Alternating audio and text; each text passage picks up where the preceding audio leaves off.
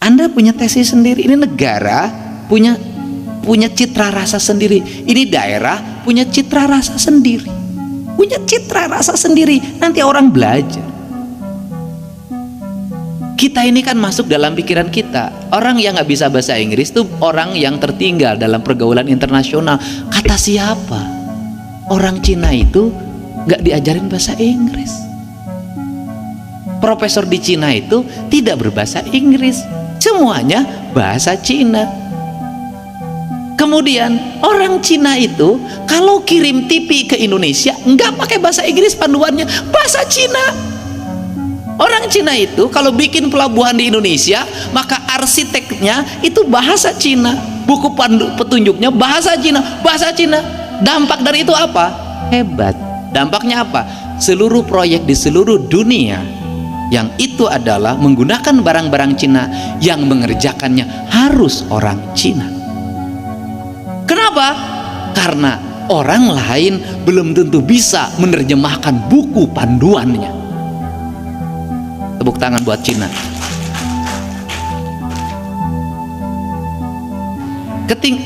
Ketertinggalan bangsa kita dimulai dari apa? Perubahan huruf, dari huruf Sunda ke huruf Latin, itu udah ketertinggalan.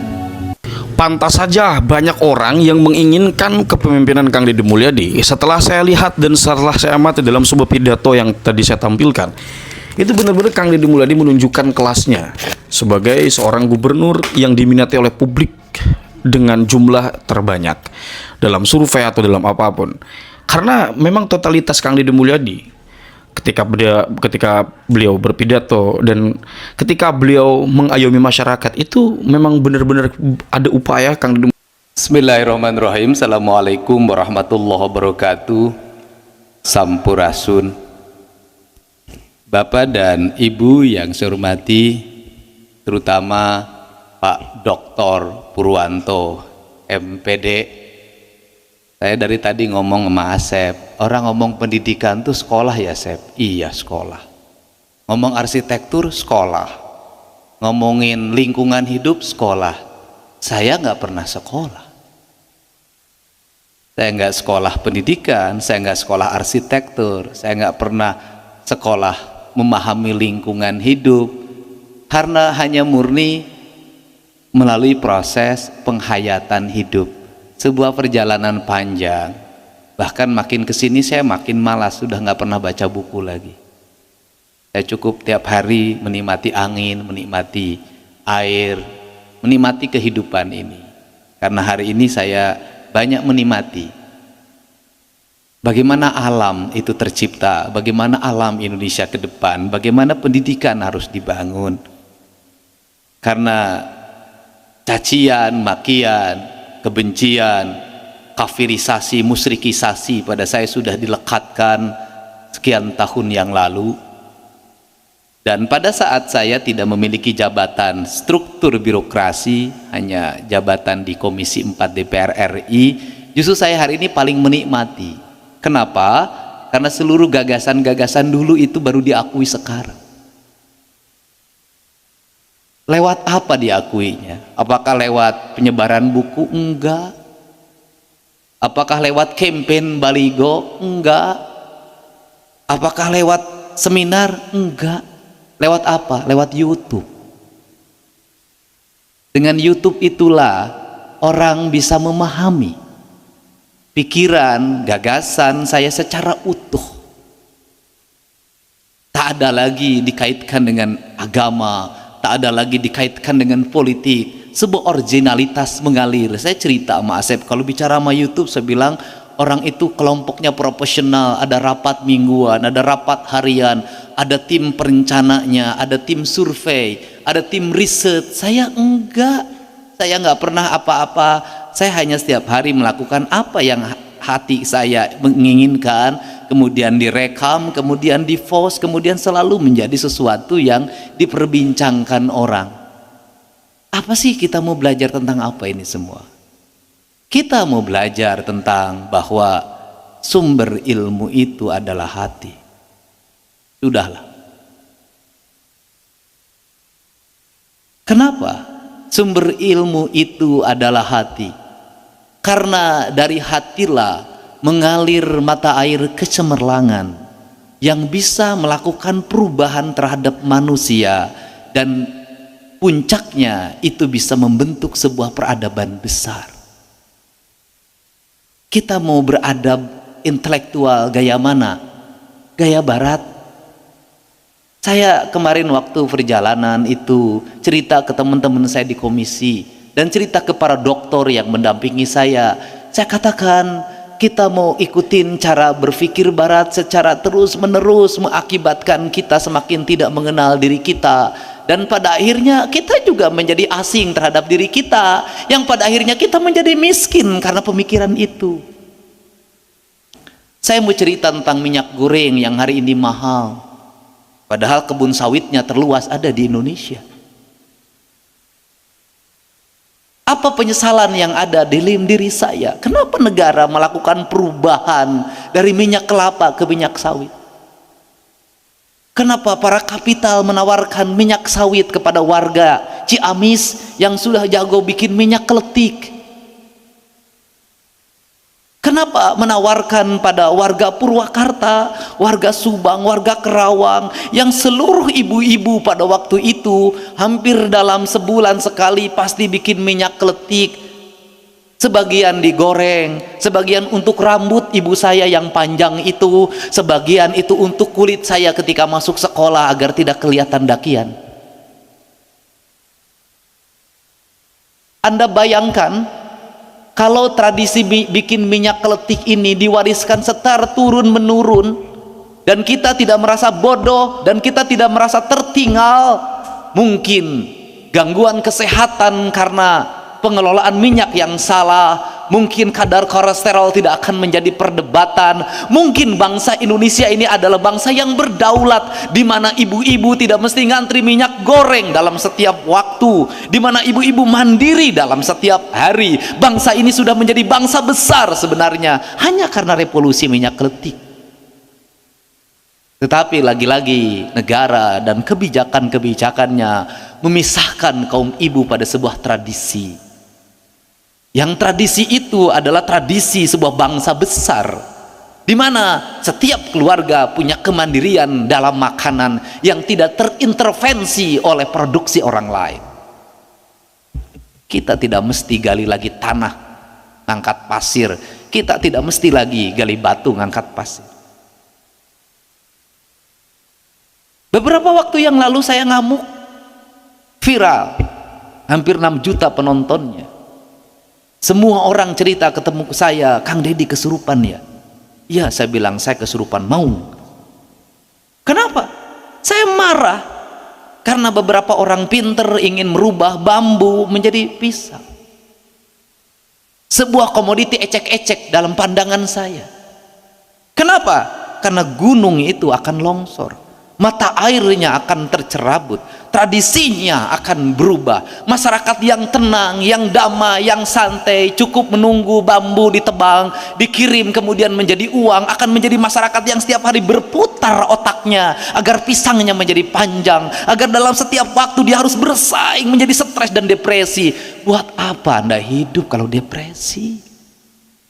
Buat apa Anda kaya kalau depresi?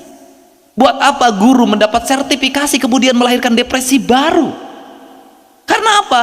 Karena dengan sertifikasi itu Anda mengambil Avanza baru. Dengan sertifikasi itu juga Anda mengambil motor baru. Sehingga gaji yang diprediksi bahwa guru dengan sertifikasi akan sejahtera terbalik, semakin beban hutangnya semakin tinggi, stres lagi ngajarnya. Bukan tidak setuju sertifikasi, tapi pola pemikiran yang harus dirubah. Nah, kenapa saya tentang itu?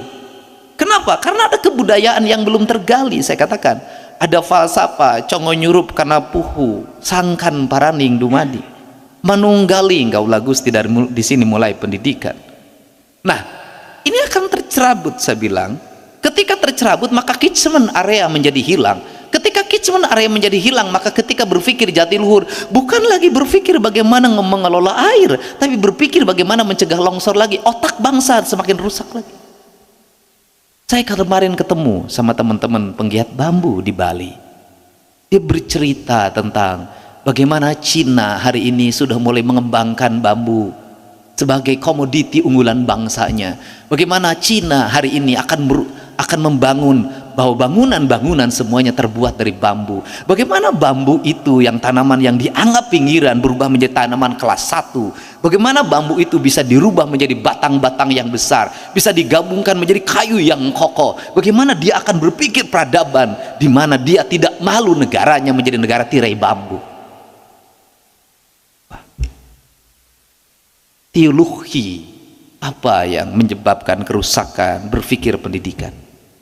Apa yang mengakibatkan keterpurukan dalam berpikir kemajuan? Hancurnya teologi dalam peradaban Indonesia. Dalam teologi Nusantara, kalau kita ingin menjadi bangsa besar, dan kita pernah menjadi bangsa besar, kita pernah menjadi bangsa besar dalam hamparan kerajaan Nusantara. Kita pernah menguasai India, kita pernah menjelajah sampai Portugis, kita pernah bawa kapal perang kita adalah kapal perang yang ternama. Anda mewujudkan kemajuan itu dengan apa? Di sini dulu. Tapi kalau Anda ingin mewujudkan sebuah kemajuan besar, tapi pikiran Anda yang menganggap adalah yang besar itu dari bangsa lain, bukan ajaran leluhurnya, sampai kapanpun Anda tidak akan pernah menjadi orang besar dan berperadaban besar.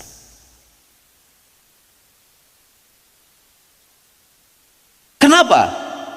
Karena tidak ada teologi dagang di mana yang penjual barang itu harus kalah sama pembeli barang.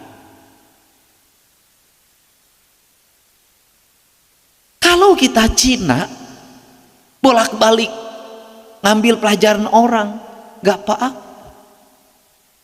Kalau Eropa gak apa-apa. Kalau Afrika gak apa-apa. Kalau Indonesia tidak, karena Indonesia memiliki segalanya.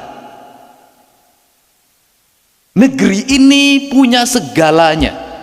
Jadi kalau negeri ini punya segalanya, ini negeri ingin maju, ini bangsa ini ingin maju, pendidikan dimulai dari mana? Anda mau nggak bertentangan dengan keyakinan halal haram yang Anda yakini? Selama Anda tidak mau melakukan itu, susah bagi Anda untuk maju. Saya belajar HMI, ketika NIK maka yang dilepas adalah pikiran dan keyakinan masa lalu itu. Kenapa? Kalau melihat undang-undang dasar kita, pendidikan manusia Indonesia itu adalah manusia Indonesia seutuhnya. Tujuan pendidikan nasional adalah mewujudkan manusia Indonesia seutuhnya. Kalau manusia Indonesia seutuhnya, maka saya dulu waktu pertama jadi bupati itu langsung lahir sebuah pikiran pembangunan berkarakter yang saya kampanyekan ketika saya wakil bupati tahun 2003. Saya sudah menggagas tentang pembangunan berkarakter. Gak ada yang waktu itu. Hari ini dipakai pendidikan berkarakter, padahal mereka harus bayar lesain ke saya itu. Pendidikan pembangunan berkarakter. Apa itu? Saya katakan, pembangunan berkarakter adalah mewujudkan manusia Indonesia secara paripurna. Bukunya apa? Tahun 77 Nurholis Majid nulis buku Keislaman, Kemodernan, Ke-Indonesia. Islam, modern Indonesia. Saya turunkan, terjemahkan pada lebih rendah lagi, Kesundaan. Ketika kesundaan diturunkan lagi pada lebih rendah lagi, kamu orang mana? Orang Guruduk kah? Orang Campaka kah? Orang Sukasari kah? Orang jatiluhurkah, orang maniiskah, maka Anda itu papat kalimat tunggal, maka Anda bersatu bersenyawa dengan di mana Anda dilahirkan. Di situ ada 4 komponen dasar saya bilang secara material, yaitu tanah, air, udara, matahari. Orang Bali merumuskan itu dengan 4 warna. Tanah warnanya hitam, air warnanya putih, udara warnanya kuning, matahari warnanya api, warnanya merah. Maka 4 warna itu ketika bersatu, maka dia menjadi makhluk. Tak ada kehidupan tanpa satu unsur ini hilang. Tak ada kehidupan kalau tak ada air, tak ada kehidupan tak ada udara, tak ada kehidupan tak ada matahari, tak ada kehidupan tak ada tanah. Tak ada. Karena tak ada, ini harus ada. Ketika ada, agar hidup maka harus bersenyawa. Maka falsafah Sunda Siliwangi. Apa itu? Silih asa, silih asih, silih asu. Kalimatnya, nu jauh urang degitkeun, geus geuleut urang layutkeun, geus layut urang paheutkeun, geus paheut silih wangikeun.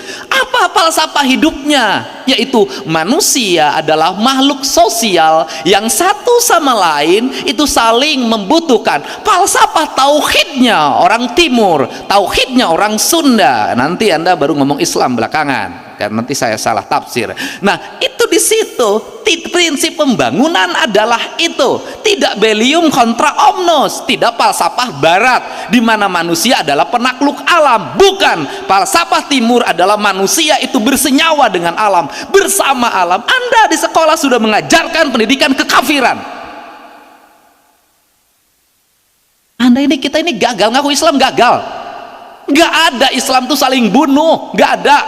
Islam itu hayat, hidup dan menghidupkan. Sunda itu hidup dan menghidupkan. Siliwangi itu silih asa, silih asih, silih. Pertanyaan saya, di mana letak pertentangannya? Jangan-jangan tiap hari orang bicara syar'i, sesungguhnya perilaku hidupnya bertentangan dengan kaidah Islam itu sendiri. Ini dari falsafah dasar ini lahir pendidikan lingkungan. Ini bersatu, bersenyawa, nggak boleh saling membunuh, nggak boleh, harus hidup dan menghidupkan. Nggak perlu lagi material impor, cukup di sini. Di situ itu dari sisi arsitektur, semestinya negara melahirkan sekolah yang berarsitektur local wisdom, yang dia hidup. Orang Sukasari tumbuhnya bambu, maka sekolahnya sekolah bambu. Arsitekturnya semua dari bambu. Lihat mataharinya berapa derajat dia kalau panas, kalau tenggelam berapa derajat, meletakkan sekolahnya di mana, maka di situ sekolah tuh hidup, jendelanya hidup, pintunya hidup, semua hidup dan menghidupkan. Lahir impres, lahir arsitektur asal-asalan, di dalamnya mematikan. Nggak ada Islam di situ, kagak ada. Sekolah yang nggak ada jendelanya, nggak ada Islamnya. Sekolah yang dikunci pakai kasa, nggak ada Islamnya, nggak ada Allahnya di situ. Kenapa? Anda yang ada adalah kematian. Ini kan kita sini aja udah gagal.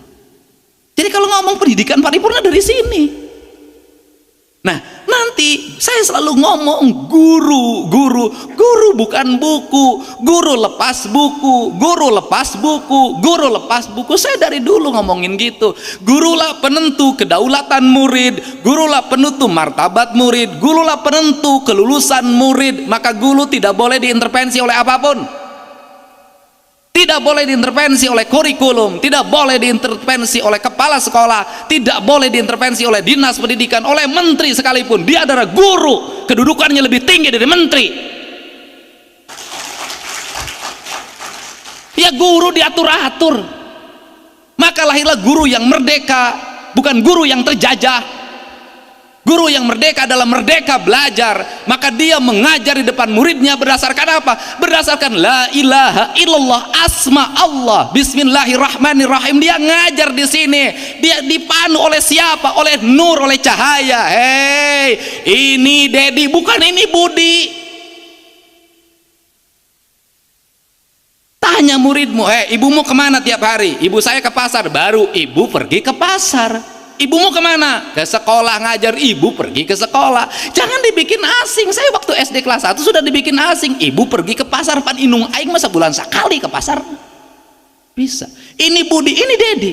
tidak. Maka pelajaran pertama ketika masuk kelas, kenalkan dirimu. Siapa dirimu? Tulis, ini Dedi, genetikanya apa, turunan siapa, golongan darahnya berapa, golongan darahnya apa, tinggi badannya berapa. Maka di situ lahirlah ilmu genetika, lahirlah ilmu biologi. Terus mengenalkan dirinya dulu, nggak berlarang lain. Terus bakatmu apa?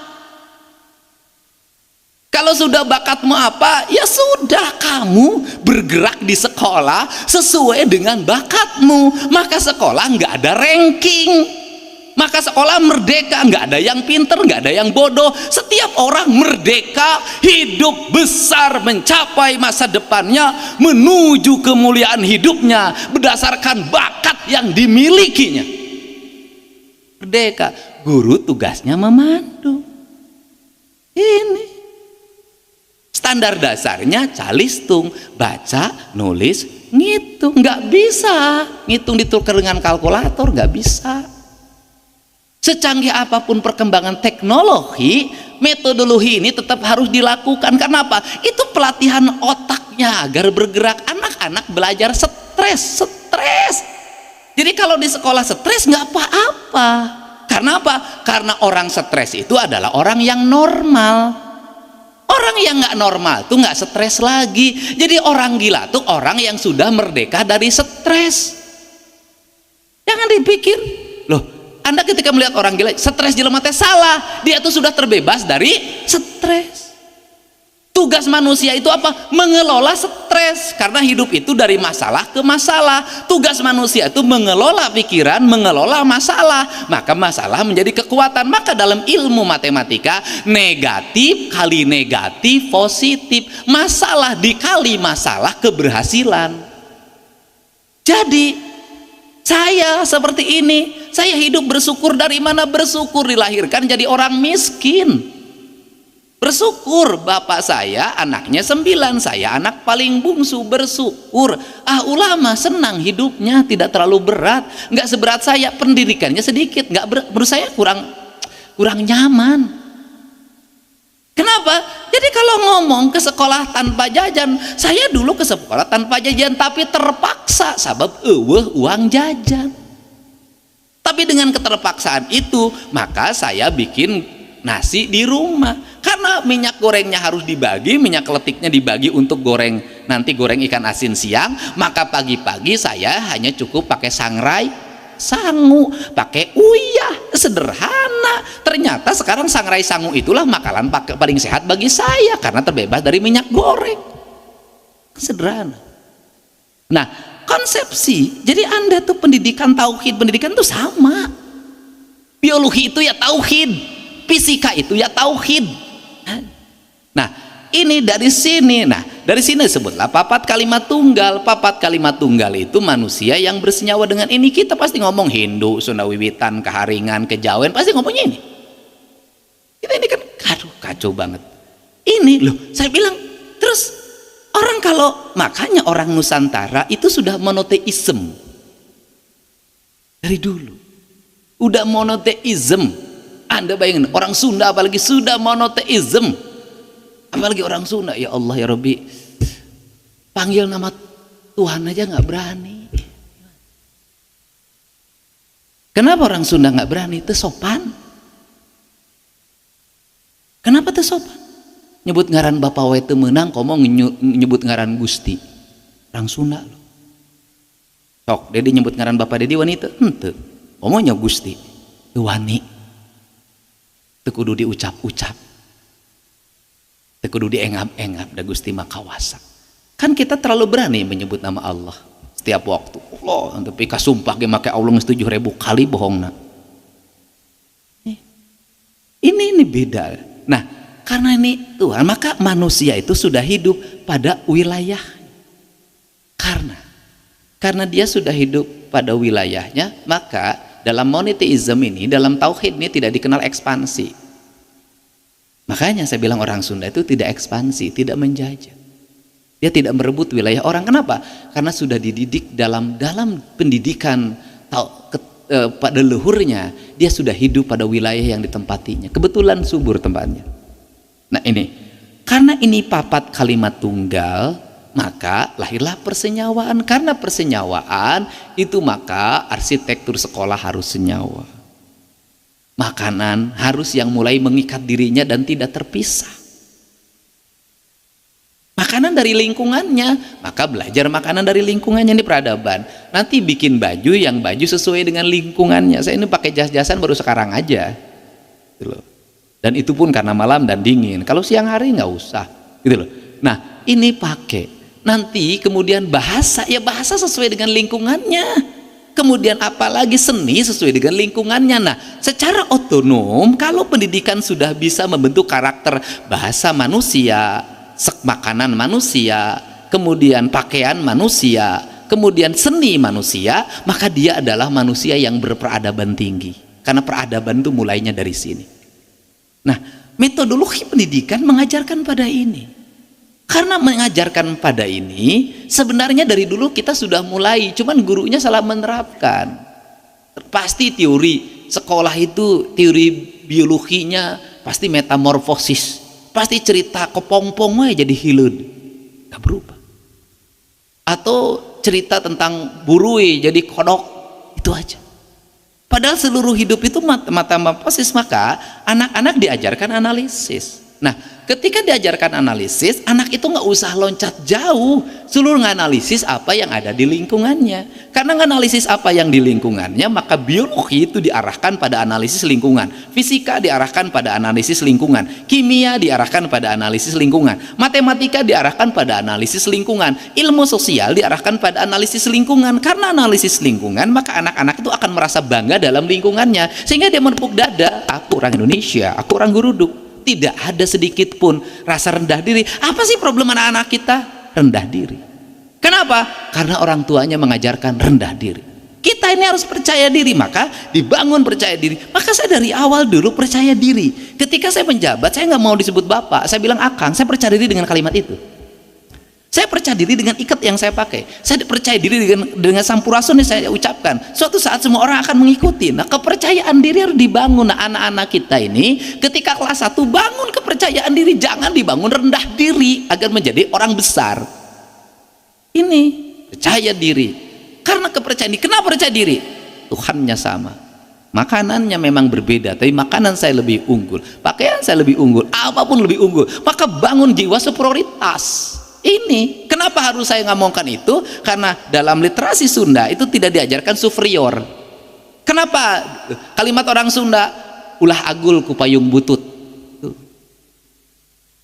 Konteksnya sudah berbeda, ini bersaing.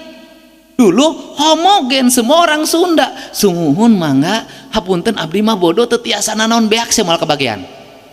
Hari ini nggak bisa. Hari ini harus agul ku payung butut, batur boga payung butut we agul, komo orang payungna halus agul. Nggak bisa. Teologi berbeda. Kenapa? Konteksnya berubah. Gitu loh.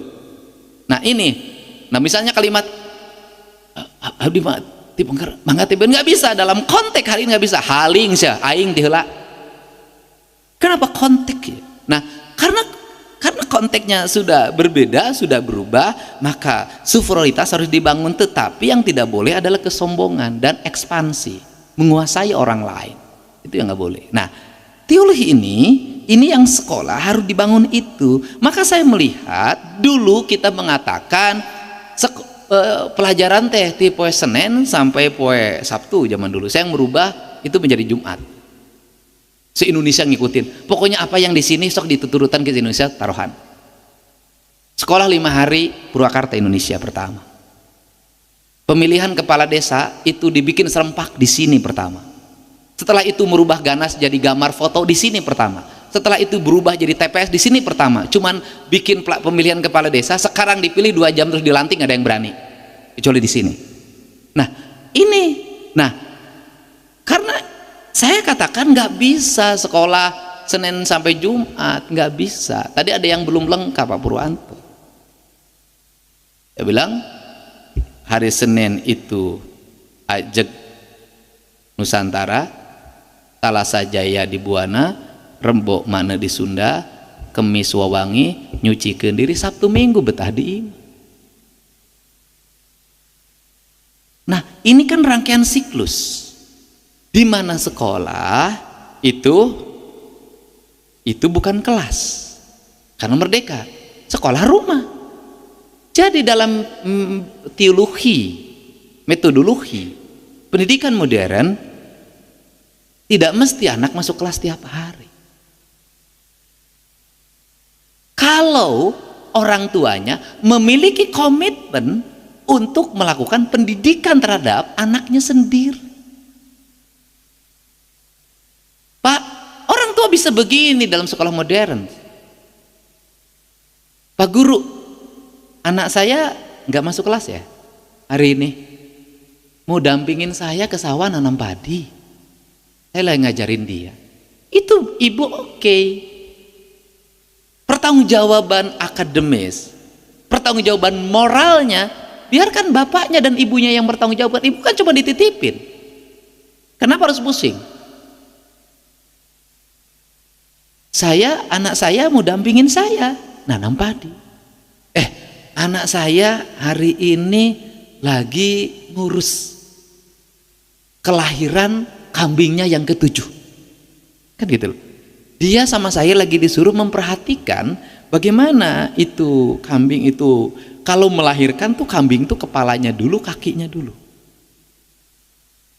Terus ketika jatuh berapa detik antara terjatuh, kemudian apa sih kalau kambing ketika lahir dijilatin, kemudian ari-arinya dijilatin, kemudian pembungkusnya dijilatin. Dalam pembungkus itu saya suruh perhatiin anak saya, itu dia ambil, itu nanti suruh dibawa ke lab, itu pembungkus kambing itu apa sih zat materialnya. Kemudian ketika dijilatin, apa sih kambing menggunakan penjilatan, apa sih air liur dalam kambing itu mengandung apa saja enzimnya.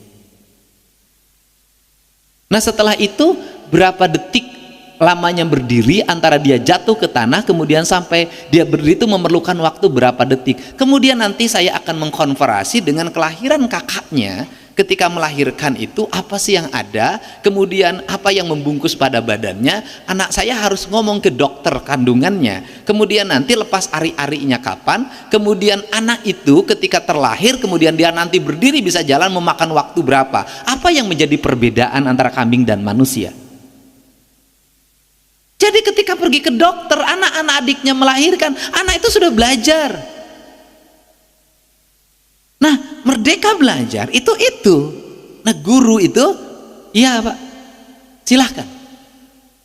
Yang penting saya nanti bisa bahwa seluruh apa yang dilakukan oleh murid saya yang akan dibawa oleh Bapak ke Saldang, yang akan dibawa oleh Bapak ke kandang kambing, yang akan dibawa oleh Bapak ke dokter kandungan, tolong anak Bapak menulisnya seluruh pengalaman itu secara komprehensif. Udah nggak usah capek lagi diajar begini. Anak itu nulis. Dan nulisnya berdasarkan kemampuan. Bukan begini. Anak-anak silahkan kerjakan tugas ya. Mohon bikin tulisan 1 halaman penuh. Kan kacau itu. Akhirnya apa? Akhirnya ngongkon itu kalancik na apa nyeunkeun karangan sahalaman. Anak itu akhirnya tidak bekerja. Padahal kalimatnya cukup sederhana. Kamu bikin tulisan yang kamu maknai secara komprehensif, secara terbuka, nanti dilihat epistemologinya, terminologinya. Anda tulis cukup 1 kalimat, tapi kamu bisa menjelaskan kalimat itu dengan baik. Nggak musim lagi, bro. Sekarang bikin tulisan sehalaman, maca sih. Sekarang tuh kalimat yang demari pendek-pendek. Nah, ini pendidikan. Tinggal persoalannya adalah bisa nggak sih? Tinggal persoalannya satu saja kalau menurut saya. Saya jujur aja ragu sama gurunya. Bisa nggak guru-guru kita begitu merdeka? Bisa nggak guru-guru merdeka dari kapusing? Kan gurunya juga sudah tidak merdeka. Kenapa? Karena saya lihat selama ini saya jadi bupati dulu itu saya lihat kan gurunya terdoktrin, kemudian dia sibuk dengan daftar hadir, pelaporan, bagaimana guru nanti harus naik pangkat, bagaimana nanti harus naik golongannya, terus saja sampai dengan itu.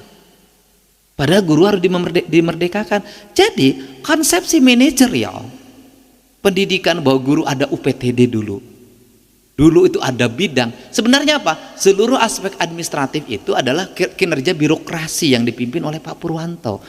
Guru itu nggak usah mikirin lagi kinerja birokrasi itu. Kenapa? Anda harus merdeka. Itu diurus sama dinas. Jadi golongan kenakan pangkat, golongan naon segala macam lah. Itu mah udah urusan manajemen. Karena tugas Anda itu mengajar. Anda harus merdeka dari itu semua. Tinggi sukan golongan sabar terus udah nggak sama urusan itu sudah otomatis kan sudah abad digital. Tak tak tak tak tak. Udah naik golongan ini kan sudah begitu. Kerangka kerjanya sudah Anda memerdeka. Aing mah geus teu mikiran golongan naon, pokoknya gaji naon. Aing mah merdeka. Guru nggak usah mikir lagi karir menjadi kepala sekolah, capek ulah jangan. Karena guru itu sudah terbentuk sebuah karakter menjadi manusia yang memiliki kemahaan. Maka kedudukannya tinggi dalam kerajaan Sunda itu guru disimpannya di altar. Pada sebuah tempat yang sebegitu terhormat dihormati raja. Nah, ini konsepsi. Nah, kalau konsepsi seperti itu, maka nggak ada anak nggak naik kelas. Nggak ada. Maka nggak ada anak yang dianggap terbelakang, nggak ada, semua maju. Kenapa? Karena dia akan berkembang sesuai fungsi-fungsi peran dirinya dan karakteristik dirinya serta apa yang dititipkan oleh yang memiliki alam semesta pada dirinya. Ini pendidikan itu. Maka meletakkan pendidikan berkarakter sesungguhnya itu adalah meletakkan manusia pada nilai-nilai dasar kemanusiaannya, mengembalikan manusia pada ide penciptaannya, mengembalikan manusia pada tujuannya, mengembalikan manusia pada asal muasalnya. Maka dalam pendidikan karakter itu, maka pendidikan biologi, pendidikan fisika, pendidikan kimia, pendidikan ilmu sosial, nah semuanya itu melingkupi karakter. Nah, kalau sudah metodologinya seperti ini, maka nanti kita akan punya tesis sendiri. Ini yang saya maksud.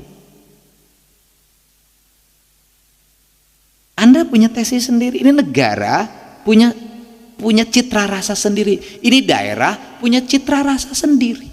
Punya citra rasa sendiri. Nanti orang belajar. Kita ini kan masuk dalam pikiran kita. Orang yang nggak bisa bahasa Inggris itu orang yang tertinggal dalam pergaulan internasional. Kata siapa? Orang Cina itu nggak diajarin bahasa Inggris. Profesor di Cina itu tidak berbahasa Inggris. Semuanya bahasa Cina. Kemudian orang Cina itu kalau kirim TV ke Indonesia nggak pakai bahasa Inggris panduannya, bahasa Cina. Orang Cina itu kalau bikin pelabuhan di Indonesia maka arsiteknya itu bahasa Cina, buku petunjuknya bahasa Cina, bahasa Cina. Dampak dari itu apa? Hebat. Dampaknya apa? Seluruh proyek di seluruh dunia yang itu adalah menggunakan barang-barang Cina yang mengerjakannya harus orang Cina. Kenapa? Karena orang lain belum tentu bisa menerjemahkan buku panduannya. Tepuk tangan buat Cina. Ketertinggalan bangsa kita dimulai dari apa? Perubahan huruf. Dari huruf Sunda ke huruf Latin itu udah ketertinggalan. Itu sudah, kita akan tertinggal. Kita berpikir berubah dari huruf lokal ke huruf Latin itu akan maju. Enggak, orang Jepang huruf kanji sampai sekarang maju. Orang Korea huruf kanji maju. Orang Cina hari ini huruf Cina akhirnya apa? Karena Cinanya semakin besar, pergulatan investasinya sudah mulai menguasai di mana-mana, maka hari ini orang banyak harus belajar. Kalau ingin masuk dalam pergaulan ekonomi dunia, maka harus bisa berbahasa Mandarin. Dari mana itu? Dari keyakinan. Itu. Nah, ini sistem ini. Nah, oke, sekarang kan kita sudah nggak bisa dong kita bernostalgia pada masa lalu lagi, nggak bisa. Kita ingin mengembangkan lagi huruf Sunda, huruf Jawa, huruf Palawa, nggak bisa lagi. Kita sudah kandung menjadi seperti ini. Tapi kalaupun sudah kita kandung seperti ini, tidak ada masalah dong kalau kita mulai membenahi. Kalau kita tidak 100% originalitas kita mulai, udahlah sumber kekayaan kita ini kita urus, udah. Penelitian-penelitian kita kembangkan, sudah. Kenapa? Saya ngomong tuh bukti, bukan tidak. Nggak ada soal dong kalau di sekolah-sekolah karena papat kalimat tunggal manusia Indonesia seutuhnya, biologinya berubah dong jadi ilmu apa? Ilmu yang bersifat terapan, maka disebutnya ada kimia terapan, fisika terapan, matematika terapan. Sudah pakai terapan. Terapannya apa? Seluruh pelajarannya harus punya makna dong. Kalau sudah punya makna maka guru menjelaskan hal-hal sederhana, ya kan? Di sekolah gini sekarang mah ngajarinnya, lamun rahet sok ditotol-totol daun cau, dahan cau, palapah cau, terus rapet. Gurunya ngembangin dong, bawa dong ke lab. Itu getah cauna ngandung unsur naon. Kalau ditotol-totol pakai palapah gitu kan tidak bisa gitu-gitu terus. Bagaimana nanti dibuat mengganti obat merah, mengganti obat betadin, palapah cau. Rumuskan dong sekolah, bikin dong kajian, bikin dong penelitian sederhana, etawe ubarahat, kan bisa. Itu yang saya maksud. Nah, kalau sudah seperti itu maka guru itu menjadi panduan penelitian, maka kekuatan pendidikan itu di penelitian. Cuman kita semuanya formalisme penelitian, penelitiannya formalistik, memenuhi asas administratif, itu problemnya. Kenapa? Lagi-lagi kita masuk dalam tata bahasa, lagi-lagi kita masuk dalam tata cara, tata kelola penulisan karya ilmiah. Ini kekacauan pendidikan. Akhirnya orang sibuk dalam dunia penelitiannya adalah dunia tata titiknya, bukan produksinya. Tata titik terus, metodologi terus, capek-capek ngomong metodologi. Sudah, kalau ada sesuatu yang sudah ada hasilnya dihormati. Sehingga bedanya sarjana barat dengan di kita itu, kalau sarjana barat itu diukurnya pada produksi. Anda jadi doktor, apa penemuan Anda yang bermanfaat bagi kepentingan pengetahuan manusia? Di Indonesia mah lain, Pak. Jadi dokter disertasi dokter teh disertasi teh sekian halaman, pakai catatan kaki, liur penulis, padahal sudah ada bidang-bidangnya. Bisa jadi ada dokter penulis, eta mah Ayi Rudi meureun dokter penulis puisi. Bisa jadi aya dokter teu kudu make penulis ketik-ketik lieur-lieur, tapi produksinya, karyanya nyata nih pakai. Nah, nanti yang nulis yang lain. Tidak semua orang manusia harus dipaksa jadi penulis. Udah capek ngetik teh atuh. Nah, ini yang dimaksud. Sehingga saya inginlah kepeloporan pikiran gagasan yang hari ini sudah mulai dikembangkan oleh Dr. Purwanto ini, ya segera ini menjadi warna pendidikan kita. Segera, merdeka dong sejak sekarang.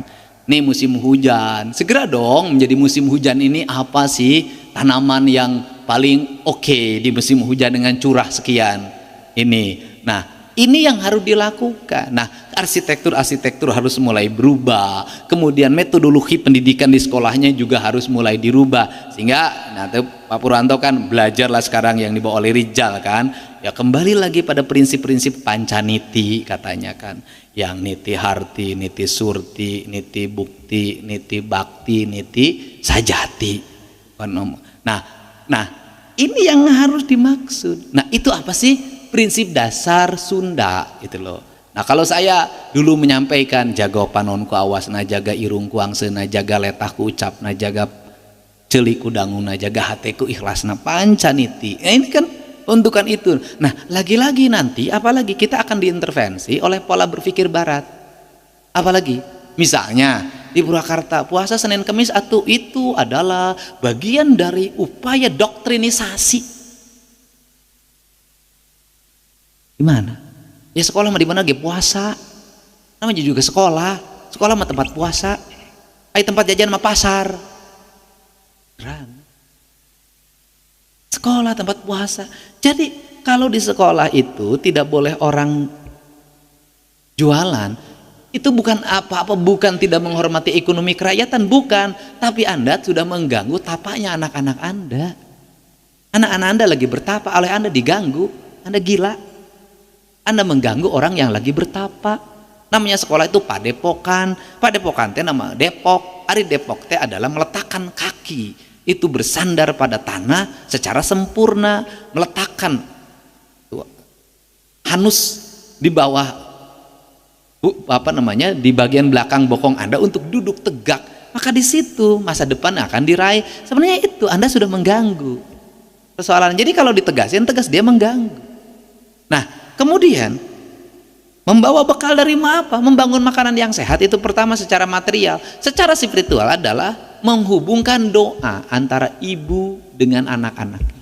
Yang doa itu bukan dalam ucapan, dalam kata-kata, tapi doa itu adalah dalam sebuah karya-karya yang nyata. Doanya dititipkan di nasinya, doanya dititipkan di sayurnya, doanya dititipkan di ikannya, doanya dititipkan di airnya. Anak itu jangan kacau-kacau. Memawacai minta dipangdoakeun ka batur jeung anakna. Nah, capek-capek terus diciduhan. Anak maneh unggal isuk pangnaheurkeun cai cenah dibawa ka sakolana eta doa nu sabenerna. Ini kan prinsip. Jadi tidak boleh ada hari yang kehilangan momentum doa ibunya.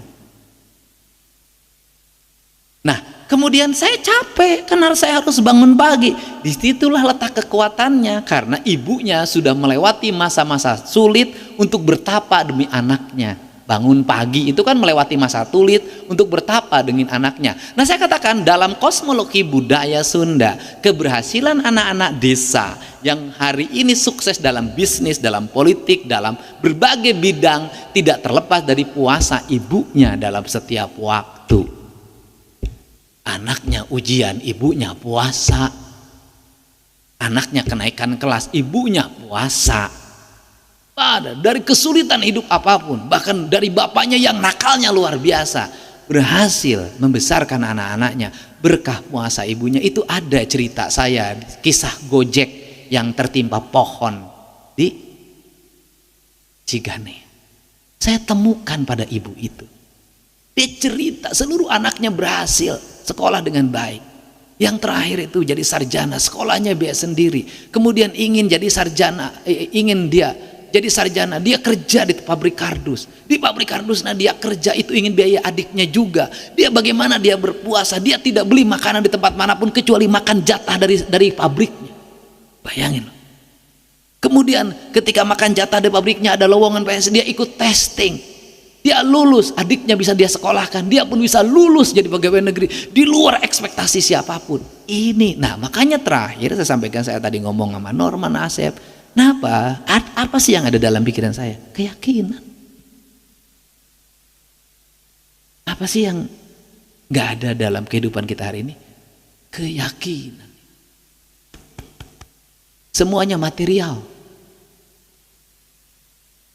Udah deh, orang tua kita ini yang lahiran tahun 40, tahun 30, emang nyekolahin anak udah punya duit. Mohon maaf ya, kualitas orang tua sekarang lebih rendah dibanding tahun 70-an. Boleh ngomong dong? Kenapa?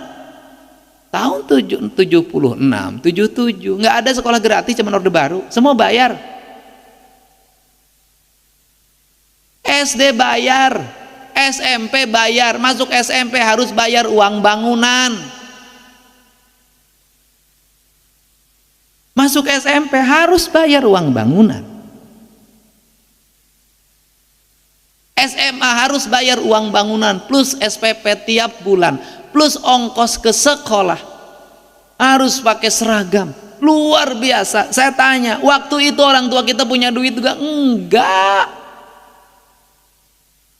Tetapi dengan keadaan itulah keluarganya dididik untuk apa? Prihatin. Semuanya bekerja, semuanya berdoa, setiap hari berdoa. Setiap orang yang sering mendapat kesulitan, maka doanya akan senantiasa terdengar menggelegar ke langit yang ketujuh.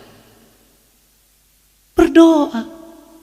Hari ini negara menggratiskan SD, negara menggratiskan SMP, negara menggratiskan SMA. Orang tua masih begundel ngomong itu ngomong ini terhadap guru, terhadap sekolahnya. Gimana? Saya makanya ngomong di Facebook, saya nulis. Kenapa?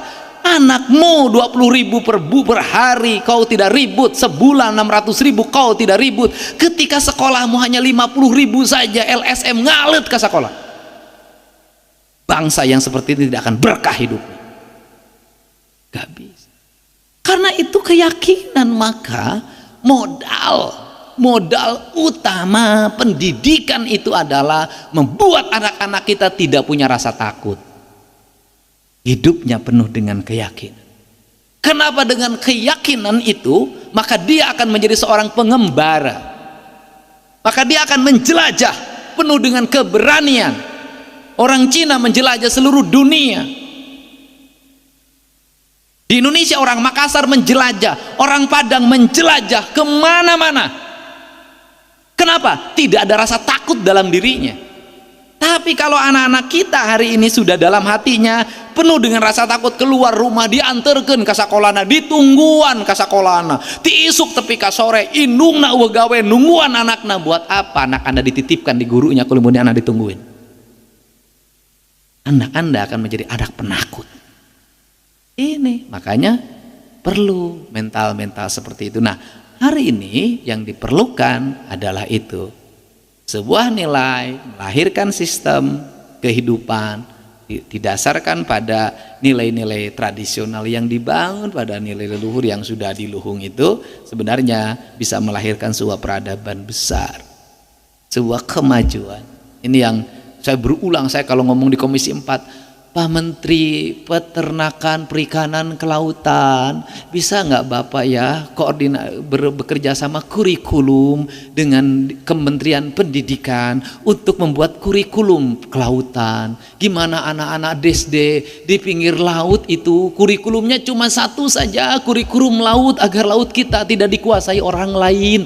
Selalu begitu, dari mulai teknologi pengelolaan ikan, teknologi penangkapan ikan, saya katakan kan, teknologi pengelolaan kekayaan laut, teknologi perkapalan, teknologi lainnya, terus kembangkan itu. Susah Pak, ego sektoral muncul lagi. Saya ngomong lagi ke Kementerian Lingkungan Hidup dan Pertanian, bagaimana kalau pertanian lingkungan dan pertanian itu bekerja sama dengan pendidikan, sehingga anak-anak kita bisa memahami pertanian secara paripurna sejak dini, sehingga sekolahnya punya basic pertanian, SMP-nya punya basic pertanian, SMA-nya punya basic pertanian, sehingga tidak perlu lagi ada sekolah pertanian. Kenapa? Karena anak-anak sekolah sudah ngerti pertanian.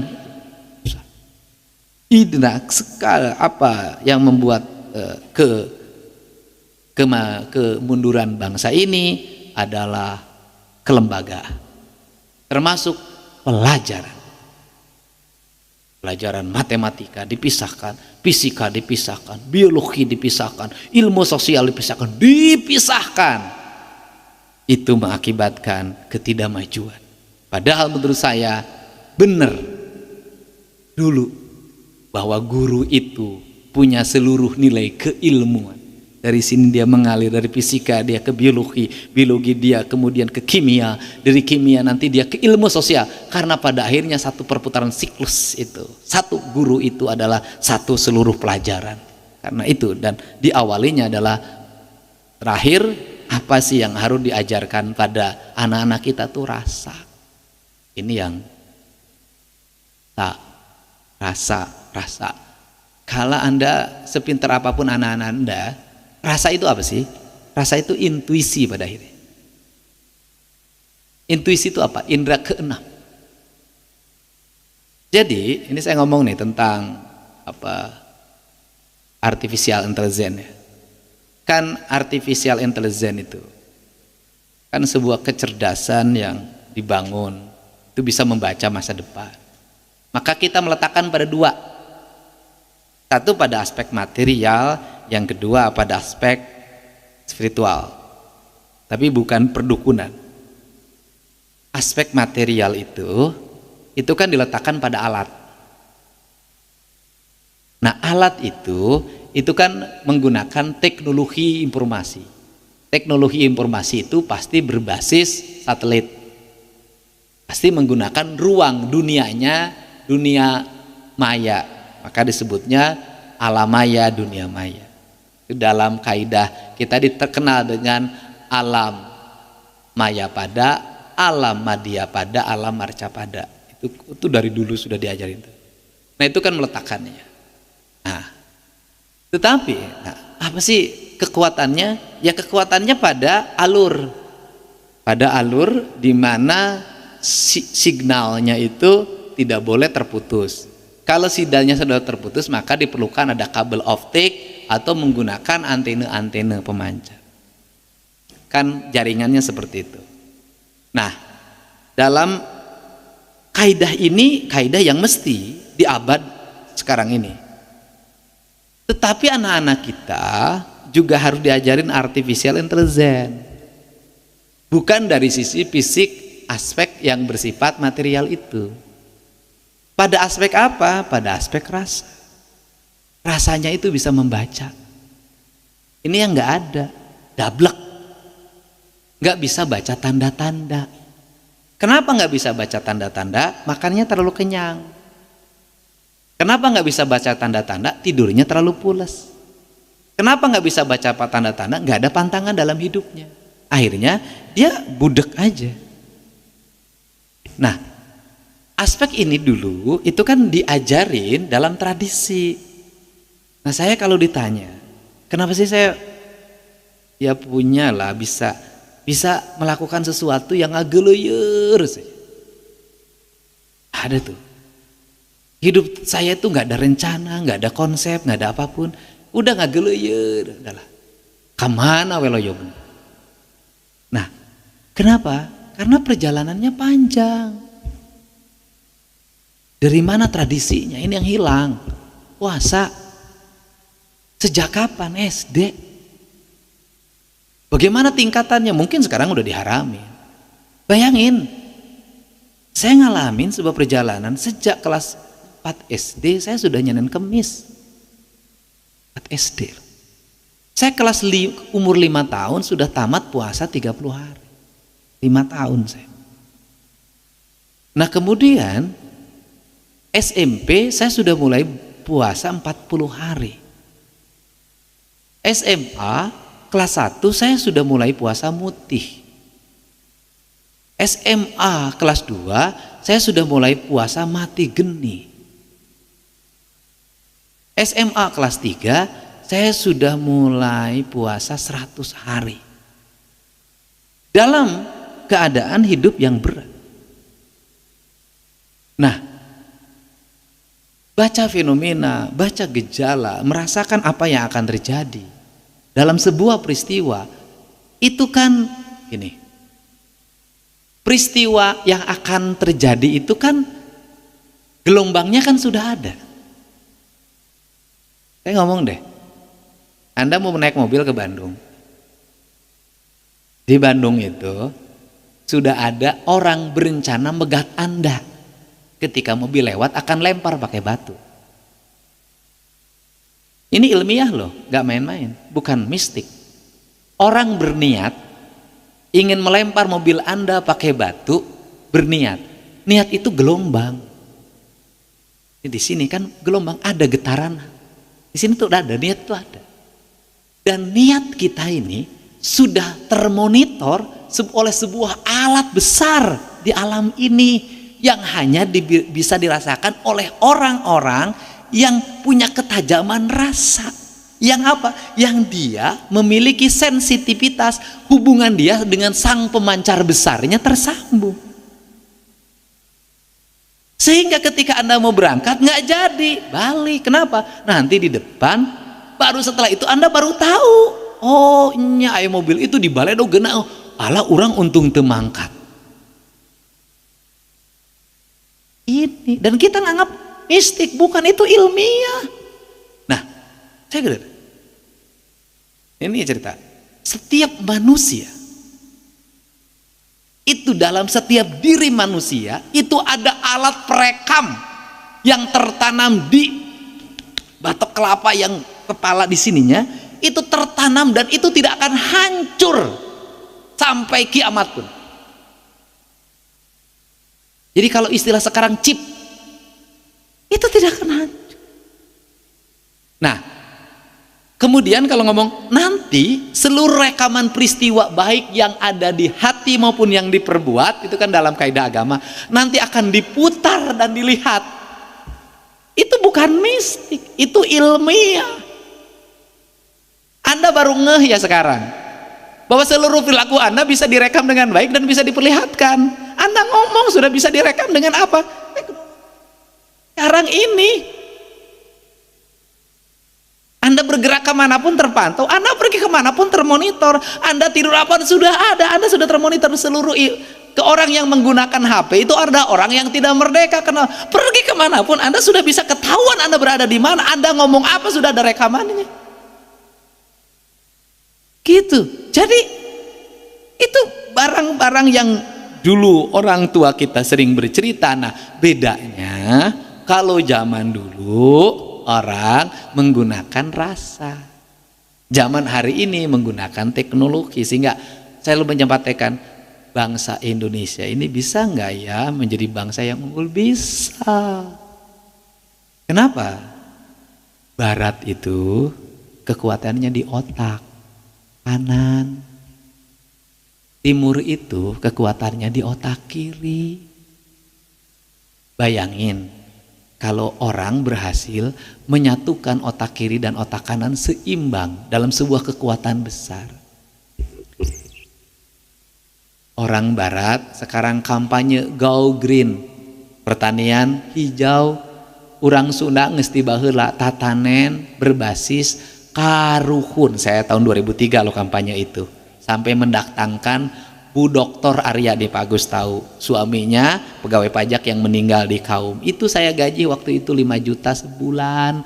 Untuk apa? Bu Arya tuh ngajarin bagaimana menanam padi organik. Bu Arya tuh nggak setuju petani menggunakan menanam padi tidak menggunakan pupuknya sendiri. Kata Bu Arya, selama bangsa Indonesia masih pakai pupuk impor atau organik beli, petani tidak akan makmur. Kalau petani bisa membuat produk pupuknya sendiri, nanti dia punya kambing sendiri, sapi sendiri, ayam sendiri, ikan sendiri, maka petani Indonesia itu akan makmur. Gila nggak Indonesia? Kalau petani Indonesia bisa melakukan itu, kemudian nanti otak kanannya menawarkan packaging pada marketingnya, menguasai teknologi informasinya, bayangin makanan bermutu itu adanya di Indonesia.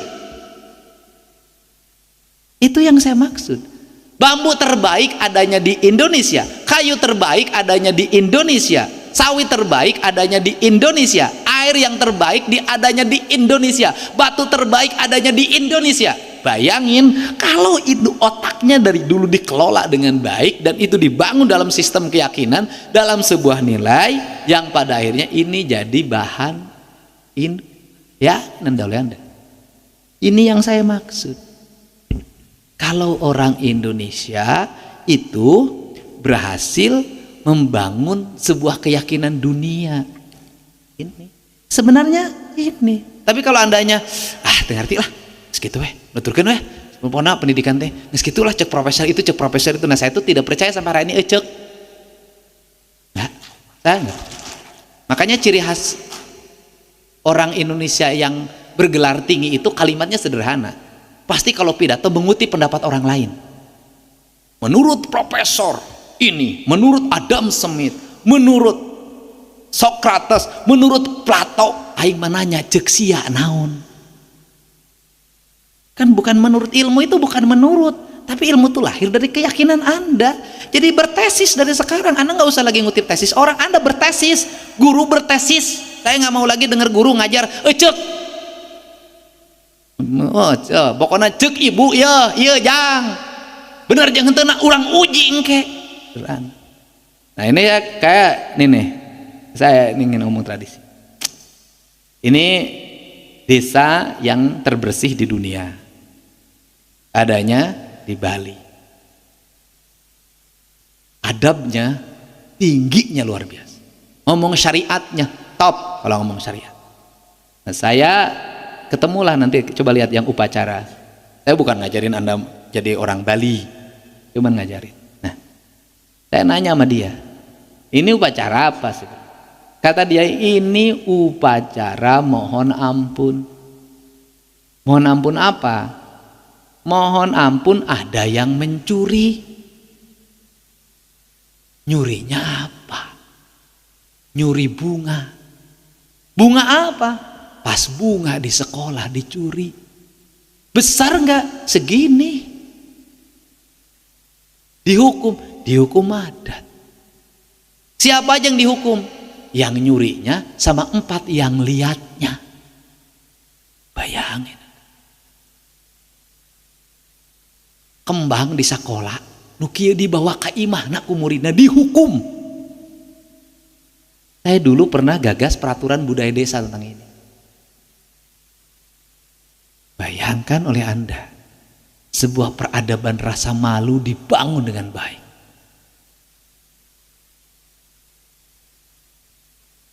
Diurang, mun aya budak sakola, maling kembang dihukum ku guruna diduruk sakolana.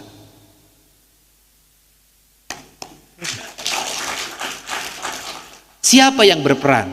Tokoh adatnya kuat. Di Indonesia lo berarti nge-LSM. Datang LSM ke sekolah. Pernah kayak pernah, tapi beda. Saya waktu jadi bupati saya tantang itu. Itu pernah terjadi SMP Jatiluhur. Babakan Cikao. Waktu itu kan muridnya nyuri, dihukum oleh guruna. Eta sakolana diserang, ku aing ditantang. Sia nyerang sakola, duruk ku sia. Aing moal nyieun sakola deui, guruna ku aing ditarik kabeh di tempat sia mulai SMP. Kitu atuh, lawan. LSM sieun. Nggak jadi. Siapa yang berperan membentuk manusia? Tokoh adat, Pak. Tokoh adat tuh harus kayak gini, punya integritas. Nah di kita ini beak, loba ting tokoh. Setiap tokoh ilmuwan, gede tokoh, 5an tokoh, sepanduk ngajajar tokoh, kacamata hidung, baju seragam. Bangsa aing gawe gelut. Nggak bisa. Ini nggak bisa, Pak. Dan harus tegas, harus berani, nggak bisa, harus dilawan, nggak bisa. Anda mau terjajah, Anda mau biarkan orang-orang bodoh menguasai pikiran Anda mau biarkan orang-orang yang tidak punya visi negara menguasai pikiran Anda, bubar sekalian negaranya, harus dilawan. Anda kepala sekolah lawan, jangan diem aja. Kepala dinas pendidikan lawan, jangan kalah, lawan. Kenapa? Jangan dibiarkan orang lain menguasai pikiran Anda, mengendalikan Anda, mengikuti Anda sesuai dengan pikiran mereka yang tidak punya visi buat negara. Jangan. Anda akan jadi bangsa bodoh, Anda akan jadi guru bodoh, Anda akan jadi kepala dinas yang bodoh. Kalau Anda itu ingin jadi orang bodoh semua, bubarkan pendidikan, gak usah ada. Kenapa? Buat apa dibangun pendidikan? Anak-anaknya tertunduk pada orang lain yang menguasai pikirannya. Itu gak bisa. Jangan biarkan. Saya kasih tahu ke guru-guru, jangan biarkan pikiran Anda dikuasai orang lain. Pada siapapun, jangan biarkan pikiran orang lain. Begitu pikiran Anda dikuasai orang lain, seumur hidup Anda akan terjajah. Ingat loh, penjajahan dimulai dari penguasaan pikiran. Ini merdekakan sekarang pikiran. Jangan lagi berpikir orang yang bule itu pinter. Di Inggris genu gelo ngomongnya bahasa Inggris. Dan jangan berpikir juga yang pakai jubah dan pakai sorban itu orang soleh. Tidak. Di Bandung ge reuneuh 11. Nggak bisa. Ini merdekakan. Merdekakanlah. Udahlah, doktrin-doktrin itu lepaskan. Sudah saya terlalu banyak melihat kasus dan mendengar kasus dan merekam kasus terlalu banyak saya. Gak ada itu semua. Manusia, kesolehan dirinya, ketakwaannya tidak diukur oleh baju, tidak diukur oleh bahasa, tapi diukur oleh karya dalam setiap hari dia perbuat. Itu penting. Mari kita. Ya, ini penting ya. Terima kasih kalau kelamaan. Nih tah aing ngomong, aing mah kasurupan mun ngomong hese dieureunkeunana. Nah, ini merdeka gitu kan. Ini merdeka. Ya, jadi saya Pak Dr. Purwanto kalimatnya, jangan jadi kepala pendidikan yang bodoh. Yang dikuasai pikirannya oleh LSM. Lawan. Itu saya ngasih intonasinya tinggi itu. Lawan kalau Anda punya keyakinan. Tapi kalau Anda tidak punya keyakinan, mundur dan jangan jadi dokter lagi. Gitu. Nah, kenapa kita terjajah? Karena rasa takut itu ada dalam setiap orang. Kalau setiap orang melepaskan rasa takutnya, memerdekakan diri, kita tidak akan terjajah. Ini penting. Nih coba bebaskan. Oh, jadi jangan berpandangan si eta teh hebat, cantang tuh. Cantang tuh hebat, cantang tuh modal lama bau sarua. Sudahlah, nggak ada lah. Jadi ini semangat ya. Ini Purwakarta sudah keren lah. Lumayan lah saya lihat grafiknya, arsitekturnya sudah mulai bagus, sekolah-sekolahnya bagus. Di setiap sekolahnya sudah ada tanamannya, guru-gurunya sudah terbebas dari rentenir. Tapi baru harapan. Dan nganjuk mangga sebagian dari kehidupan. Bukan guru namanya kalau tidak nganyuk. Nah ini penting, merdekakan, ini penting kok. Jadi terus saya ngasih tahu para guru jangan terlalu banyak berkerumun. Ya, saya ngasih tahu. Berkerumun bukan COVID. Loba-loba ting ririungan. Merdeka sorangan-sorangan. Itu orang yang sering berkerumun itu orang yang penuh rasa takut dalam hidupnya. Saya kasih tahu ya. Orang yang sering berkerumun itu orang yang penuh rasa takut dengan hidupnya. Kenapa? Karena orang-orang yang tidak punya rasa takut dia sendiri bekerjanya.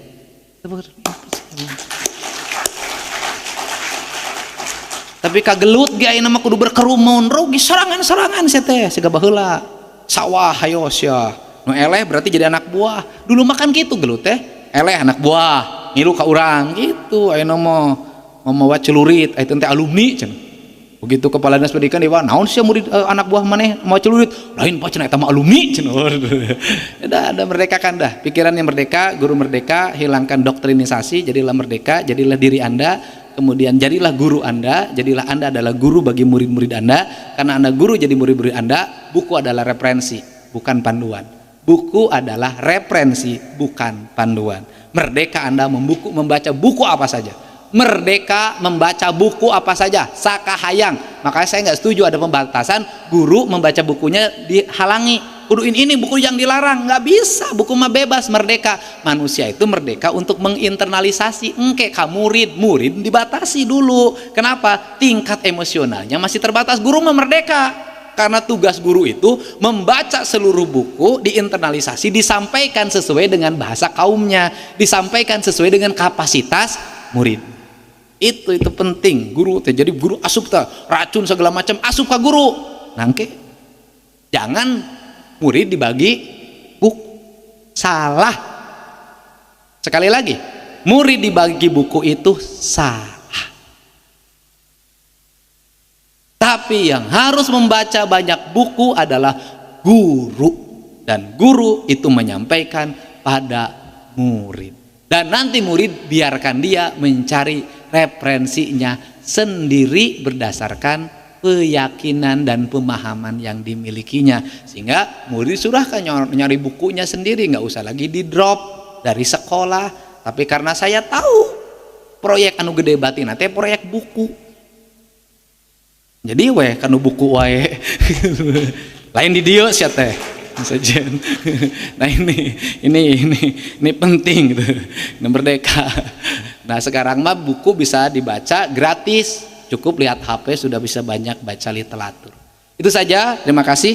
Siap jadi guru merdeka? Guru berkarakter siap? Siap wae guru mah. Panggancangna nyebut siap teh guru mah. Saya ucapkan terima kasih. Mohon maaf. Terima kasih Pak Purwanto sudah jadi doktor dan sudah melahirkan buku. Dan terima kasih pikiran gagasan saya diwujudkan hari ini. Karena dulu waktu saya jabat, para kepala dinasnya usia tua. Belum ngerti pikiran saya. Sekarang yang muda-muda tuh. Purwanto, Asep, Pak Dadan, banyaklah Norman. Jadi bisa dan pernah saya didik. Oh ini bekerja, ini arah segala macam. Dan terakhir Pak Norman sudah nyampein ke saya. Ingat loh, saya berapa kali bikin viral tentang pegawai. Tunjangan, kinerja, daerah. Saya bilang dibayarkan kalau ada kinerjanya. Tidak ada kinerjanya, jangan dibayar. Tidak ada kinerjanya, jangan dibayarkan. Saya ingin pegawai negeri berbasis produk, bukan berbasis administratif. Administratif mah teu ngeunah dihakan. Tidak mau lagi jawabannya, kamu bagaimana mendapat tunjangan? Foto. Tidak mau saya. Jadi kabeh rata-rata foto pacan menang tunjangan teh. Maksudnya aku mah nya kegiatan foto terus kirim ke ACC jadi tunjangan eta teh. Kelo nya ngeunaheun enggak bisa. Produk. Jadi jangan sampai ada kejadian ada pegawai negeri ditanya, "Ari nu teu digawe menang tunjangan teh?" Nya kudu, Pak. Naon sababna lamun teu dibayar bankna moal kabayar. Nih harus produk. Saya sudah minta ke Pak Norman masih produk. nggak ada produk, nggak ada kerja, siapapun ya, nggak ada produk, nggak ada tunjangan. Negeri ini harus berubah dan dimulai dari Purwakarta. Ingat loh, Purwakarta itu Purwa itu wiwitan, memulai Karta itu perubahan. Jadi perubahan Indonesia dimulai dari Purwakarta. Pantas saja banyak orang yang menginginkan kepemimpinan Kang Deddy Mulyadi. Setelah saya lihat dan setelah saya amati dalam sebuah pidato yang tadi saya tampilkan, itu benar-benar Kang Deddy Mulyadi menunjukkan kelasnya sebagai seorang gubernur yang diminati oleh publik dengan jumlah terbanyak dalam survei atau dalam apapun. Karena memang totalitas Kang Deddy Mulyadi ketika beliau berpidato dan ketika beliau mengayomi masyarakat itu memang benar-benar ada upaya Kang Deddy Mulyadi agar selaras apa yang dikatakan tentang atau antara apa yang dikatakan dengan apa yang dikerjakan gitu loh. Nah, yang seperti ini yang dicari oleh masyarakat. Bagaimana kemudian hubungan masyarakat dengan pemerintah itu benar-benar terjalin. Dan bukan cuma itu, ada aspek-aspek yang berkaitan dengan mentalitas nih. Kita sebagai masyarakat yang pernah dijajah selama ratusan tahun, tentu ada trauma secara psikologi massa. Kita menganggap diri kita tidak lebih baik daripada orang-orang di luar sana. Ini bisa kelihatan kok. Biasanya orang-orang yang kurang SDM atau kurang tersentuh oleh lembaga pendidikan yang layak, dia akan merasa bahwa dirinya tidak lebih baik daripada orang kota. Nah, ini sudah mengakar selama ratusan tahun, teman-teman. Maka Kang Deddy Mulyadi mengatakan bahwasanya kita harus percaya diri pada diri kita sendiri. Dengan bahasa Jawa, dengan bahasa Sunda, dengan bahasa tiap-tiap daerah di Indonesia. Lah, yang terjadi kan kita kadang minder kalau nggak pakai lu gua, kadang kita minder kalau tidak menggunakan bahasa Indonesia, sehingga orang kampung sama orang kampung aja nggak kenal sama bahasanya. Ya, walaupun ya nggak semuanya, ada orang Jawa atau orang Sunda itu ketika ketemu dengan sesama orang Sunda di daerah luar, dia tetap menggunakan bahasa Sunda. Tetapi banyak juga yang masih malu dengan bahasanya sendiri. Nah, ini saya kira awal mula di mana harus ada gebrakan yang bisa dilakukan oleh praktisi-praktisi kebudayaan. Dan praktisi kebudayaan itu adalah Kang Deddy yang menjadi gubernur. Jadi relasi komunikasinya lebih mudah untuk menyebar ketimbang praktisi budaya itu. Kenapa? Karena praktisi budaya kita tahu branding budayawan atau seniman di Indonesia ini kurang mantap hari ini. Jadi penyair, penulis, seniman itu kurang didengar hari ini. Yang didengar itu influencer.